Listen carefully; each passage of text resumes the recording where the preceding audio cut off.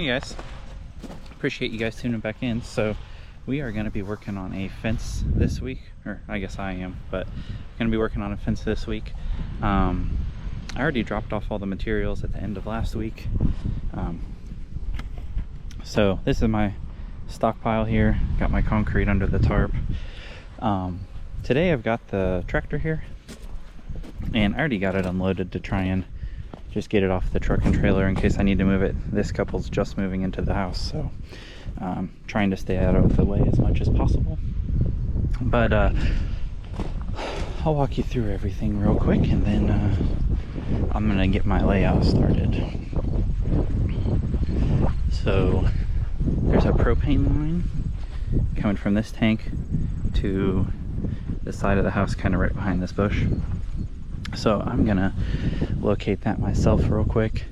I did call 811 and they said everything is in the clear, not in the dig site, so should be good there. Only thing we'll have to worry about is this propane line, which they don't mark private utilities, so I'm gonna mark that myself real quick. But basically the fence is gonna come right off the corner of this house here and just go straight back. Septic's out of the way, so don't have to worry about that. Gonna have a big gate right here. It's gonna shoot over that way and then come up this other side right here.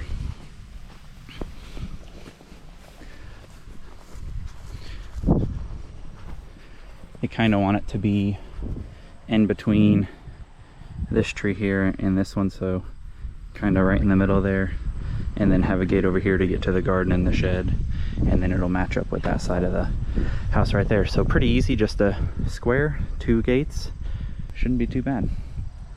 So I'm hoping to get this done in a couple days. Obviously, if any of you know me, I work solo, so it should be pretty much business as usual for me. I don't normally have help, so I'm used to stuff like this. So let me get some materials together and I'll start doing the layout, and then we can start digging some post holes. Alright, so I'm gonna set up here and get this propane line tagged. So I think we're gonna have that big fence right over top of it, so I don't even think it's really gonna be something I have to worry about too much, but obviously can never be too safe, and you'd rather be safe than sorry. So I'm going to mark it, and that way if it's even close I can just come up with a plan to stay away from it. So this locator I got on Amazon. I don't know, for some people it might not be the best solution, but for me, somebody that does this fairly often, it's a couple $100, and that way if I run into a scenario like this, I can make sure I don't hit it. But basically what it has is it has a locator that you ground, and then I've got the one probe going to the copper line that they've got buried, and then the other side has a locator that you can sweep on the ground and see where it's at. So I'm gonna turn it on. It's gonna make a bunch of noise, but we'll see if I can find it here. Alright guys, so I got everything laid out. I did that off camera because it's pretty boring, honestly. Here's gonna be my 10-foot gate. I got my posts that run all the way down to that first stake. The customer has a diagram of their septic. It has a drain field way out in the corner of the lot, so nothing to worry about there. They have private well and private propane, so none of those were marked. Like I said, I marked the propane line. The well comes in on the other side of the house, so we're good to go there. The power company said there was no conflict with the power line, but I have my hesitations on that. I'm pretty sure it comes from that pole way up at the front of the property, and I thought it looped through here, and the power meter's on the back of the house, so I was trying to double check myself. And I actually hooked my locator up to it, and it looks, from what I can tell, like it comes underneath that slab and it follows that white line and right there. So what I've done was try and space my posts offset of that area, and I will probably dig those two very carefully with the auger, and I do not plan on going down as deep as all the other ones. And then I'll just be real careful in this area in particular. And then what I'm pretty sure it does is it runs to a pedestal right there between those two trees. So I'm just trying to be super careful there at that area. There'll be a gate there, and then this will just be a solid section here. So I'm gonna go get the auger on the tractor, let it warm up for a few minutes, and we'll start drilling. Alright guys, so while the tractor warms up, I'm gonna start drilling the holes here in a second. I think what I'm gonna do is just work my way around the lines. I'm gonna wait to do this one right by the propane line. I just am kind of frustrated with the utility company not marking my power line, so I'm gonna get a couple holes in and make sure, you know, I don't have any issues. So I feel a little bit better about this one. I know that's silly, but it just makes me feel better. So here in a second, I'll get started. All right, start?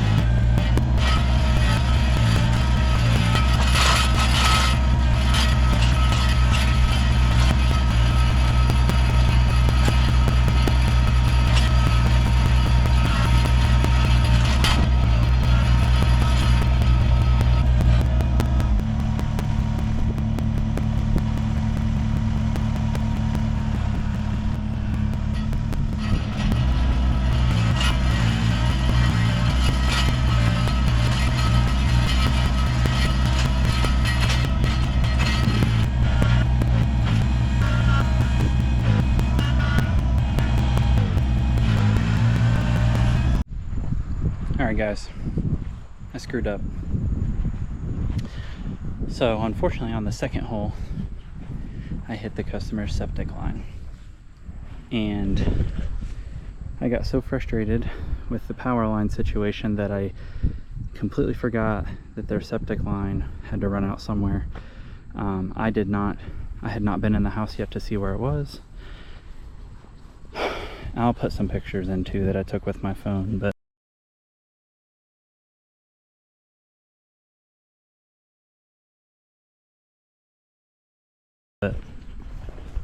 my hole was here and it came down and it just took off a third of this pipe. I've already done the repairs. Forgive me for not including you in that. I was definitely in a rush because I didn't want to have the hole fill up with water or anything like that. So I'm trying being transparent, but I did hit it, so there still should be enough room for the post. Just minor inconvenience here. So I'm going to backfill this and we should be back on track. I backfilled the hole enough to get some dirt underneath the pipe, but I'm just going to leave it there for now. Keep an eye on things. Like I said, a post is still going to go in there too, so just want to make sure there's no leaks or anything like that before I fill it in more. With that being said, I'm going to start drilling some holes a little farther down. I just need a couple minutes to have some things go right. If I don't run into any more problems, I'll pick up the camera and get recording. But for right now, I'm just going to drill a few off camera. This has been one of the most miserable experiences that I've ever had drilling holes on this tractor. This clay is so, I don't know if it's real dry or, I don't know. It's clay and it's not digging very well. The tractor hates it. I'm gonna throw the camera on the tractor and you guys can watch, but don't be prepared to see anything fun.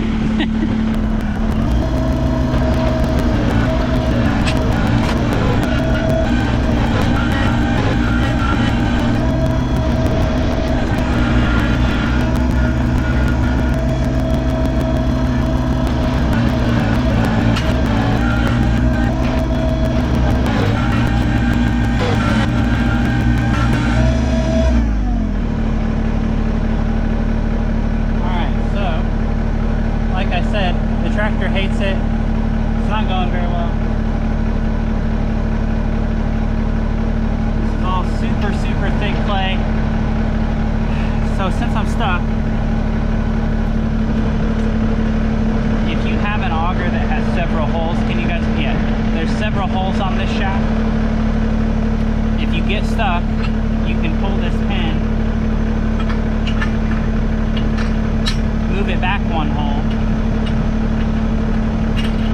and that gives you a little more leverage to lift up. My tractor, I can only fit in the third hole if I'm all the way down, and the second hole, I can't lift all the way up. So I have to I can't use one out here and it be a one fits all. So I have to play around with all of them if I get stuck. Normally I don't have this much trouble, but I can tell I'm about to get stuck here, so I'm going to go ahead and flip to this second hole so I can try and get it out before it sinks itself all the way. I need to be about as deep as that top fin anyway, so I'm pretty much at my proper depth.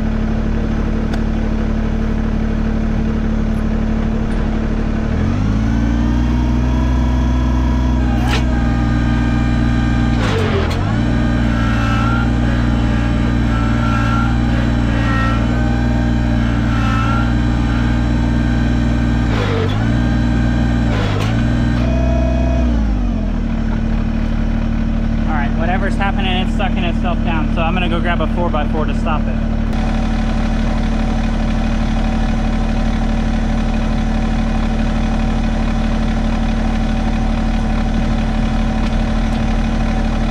So that should keep it from pulling itself down farther.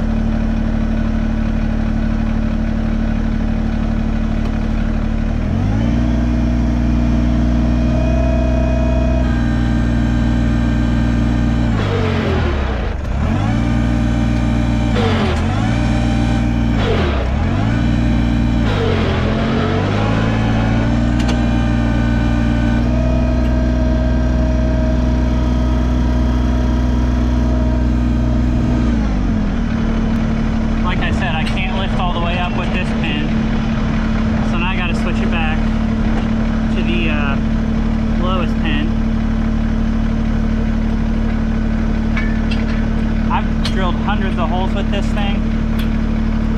This has been the most brutal day I've ever had, I'll tell you that.